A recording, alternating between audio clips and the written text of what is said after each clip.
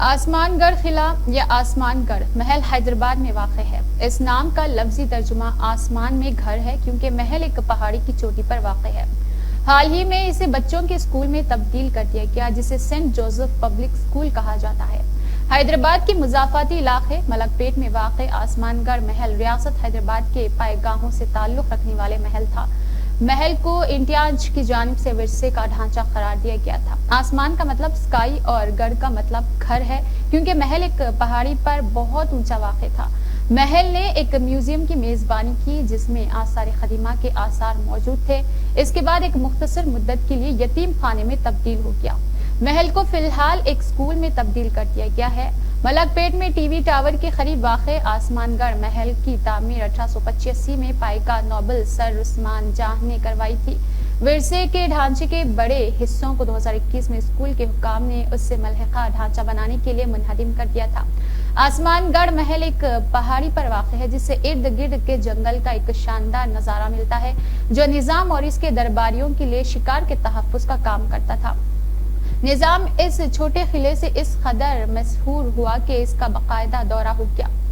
سر عثمان جاہ نے بالآخر اسے نظام کو دے دیا۔ اسے ذاتی طور پر ڈیزائن کیا گیا اور حیدرآباد ریاست کے سابق وزیر اعظم سر عثمان جاہ نے 1885 میں تفریح کے لیے ایک پہاڑی پر بنایا تھا۔ ان کا تعلق پائیگاہ خاندان سے تھا۔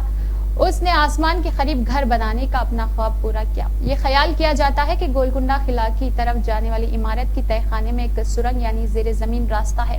کافی عرصے سے غیر استعمال شدہ یہ محل برلاؤں کو لیز پر دیا گیا تھا جنہوں نے اس میں اپنا آثار قدیمہ کا میوزیم واقع تھا۔ 4 دہائیوں سے زائد عرصے کے بعد برلا میوزیم منتقل ہو گیا اور اب یہ عمارت سینٹ جوزف ایجوکیشن سوسائٹی کے زیر انتظام ہے جس نے سال 2000 میں عمارت خریدی تھی۔ انہوں نے ولا کے سامنے ایک نئی 4 منزلہ عمارت کا اضافہ کیا۔ یہ گوتھک فن تعمیر پر مبنی ہے اور یہ ایک یورپی قرون وسطی کے قلعے کی شکل میں ہے۔ آسمان گڑھ محل کی گرینائٹ کے برج اور محراب والی کھڑکیاں نمایاں ہیں۔ گوتھک طرز کا ایک گرینائٹ ڈھانچہ کمپیکٹ عمارت تکنیکی طور پر محل کے طور پر اہل ہونے کے لیے بہت چھوٹی ہے۔ یورپی قلعے کو تو چھوڑ دے جس نے بلا شبہ اس کی تعمیر کو متاثر کیا۔ ایک محل کے طور پر اس کے دعوے کو اس تعمیراتی انداز اور اونچے چبوترے پر بلند مقام کی وجہ سے درست قرار دیا گیا ہے۔